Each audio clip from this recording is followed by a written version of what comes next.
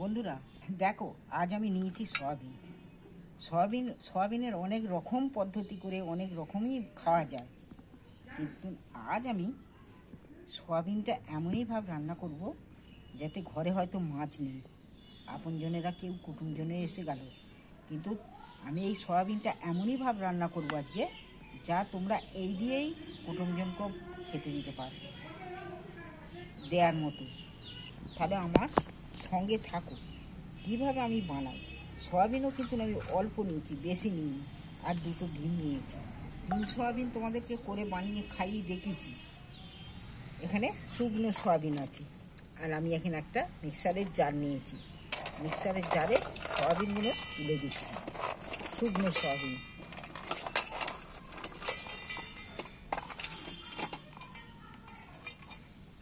সয়াবিনটা আমি মিক্সারের জারে মিক্সারটা একটু এঁটে নিচ্ছি, একটু পেস্ট করে নেব। আমি এখানে নুন জেলে কড়া বসিয়ে দিয়েছি, কড়ায় তেল দিয়ে দিচ্ছি, অল্প করেই তেল দিচ্ছি। এখানে আমি মাঝারি সাইজে 3টে আলুকে কেটে নিয়েছি। আলু ছোট ছোট করে, খুব ছোট না, ডুমো ডুমো করে কেটে নিয়েছি। কেটে ধুয়ে নিয়েছি, কড়াই তেলে তুলে দিই। আলুগুলোর মধ্যে অল্প একটু হলুদ দিচ্ছি, সামান্য একটু নুন দিচ্ছি। এবার আমি নুন আর হলুদ দিয়ে দিয়েছি আলুগুলোর মধ্যে। তেলটার মধ্যে একটু ভালো করে লাল লাল করে আলুগুলো ভেজে নেব।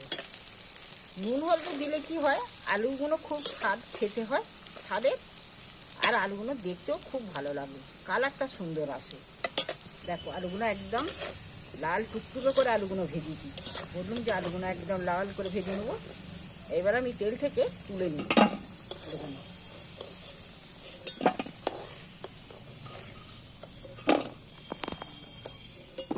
দেখো এবার আমি গরম তেলের মধ্যে পেঁয়াজগুলো, কিছুটা পেঁয়াজ তুলে দিচ্ছি।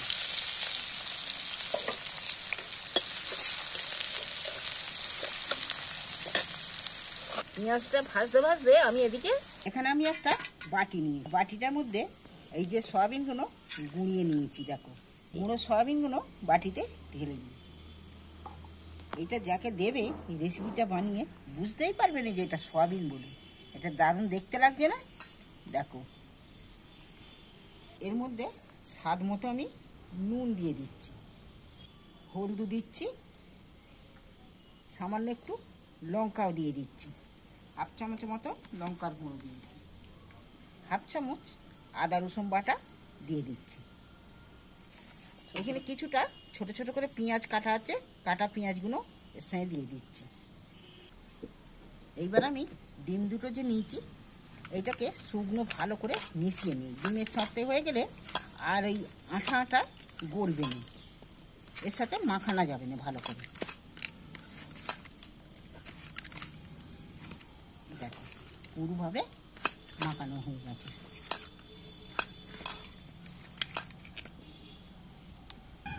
এইবার আমি ডিমগুলোকে ফাটিয়ে দিয়ে দিচ্ছি। এর মধ্যে দুটো ডিমকেই ফাটিয়ে দিয়ে দিয়েছি। এইবার আমি হাতে করেই ভালো করে মেখে নিচ্ছি। দেখো একদম মাখা মাখা মতো হয়ে গেছে। একটু ফাটিয়ে নিচ্ছি, একটু ফেটে নিলে তাহলে এটা ভালো করে মাখলে বেশ একদম ফুলো ফুলো মতো হবে। আচ্ছা এটা মাখা আমার রেডি হয়ে গেছে। উনুনে আমি একটা প্যান বসিয়ে প্যানে তেল দিয়ে দিচ্ছি ওটা ভাজার জন্য। তেলটা গরম হয়ে গেছে, এইটা আমি একবারে দিয়ে দিচ্ছি।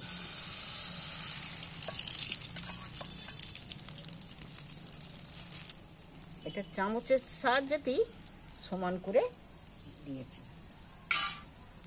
পাল্টে ভেজে নিয়েছি, এইবার আমি নামিয়ে নিচ্ছি। ইকে দেখো পেঁয়াজগুলো লাল লাল করে ভাজা হয়ে গেছে। এবার টমেটোগুলো, কাটা টমেটোগুলো তুলে দিচ্ছি।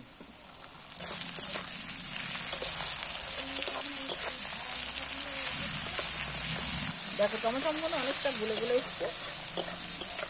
এইবার আমি আদা রসুন একসাথে বেটে দিচ্ছি। আদা রসুন বাটা দিয়ে দিন।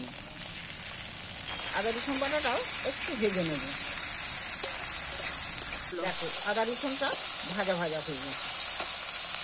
এইবার আমি অল্প করে একটু জল দিয়ে দিচ্ছি, সামান্য একটু হলদি দিচ্ছি, ঝালের জন্য লঙ্কা দিচ্ছি। ঝালটা তোমরা তোমাদের পরিমাণ মতন দিয়ে নেবে, কেন ঝালটা তো সবাই সমান খায় না। কালারের জন্য লাল কাশ্মীরি লাল লঙ্কা দিচ্ছি একটা। এইবার আমি সব মশলাটা একবারে মিশিয়ে নেব, স্বাদ মতো নুনও দিয়ে দিচ্ছি।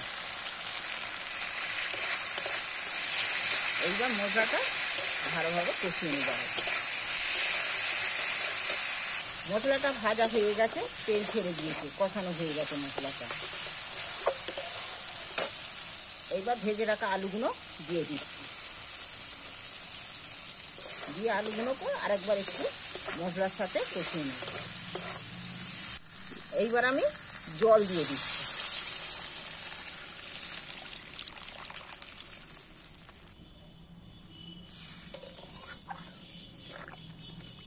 দেখো এইবার ফুটে উঠুক। এটা চাপা দিয়ে দিচ্ছি আলুগুলো সেদ্ধ হওয়ার জন্য। এইটা সেদ্ধ হতে হতে এইটাকে কেটে নিচ্ছি।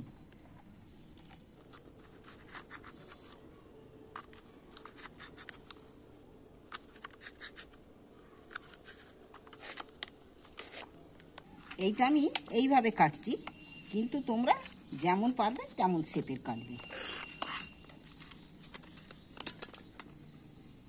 দেখো একদম নরম তুলতুলে, খেতেও কিন্তু দারুণ হবে। দেখছো একদম ফাঁপা ফাঁপা। দেখি দেখো ঝাল আমার ফুটছে, ঝোলটা।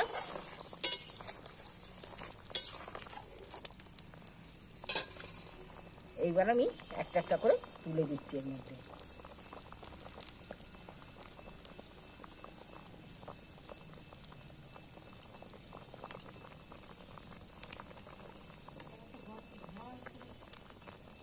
ডিম সয়াবিনের অমলেটটা আমি তরকারির মধ্যে তুলে দিয়েছি, ঝোলের মধ্যে আবারও চাপা দিয়ে দিচ্ছি।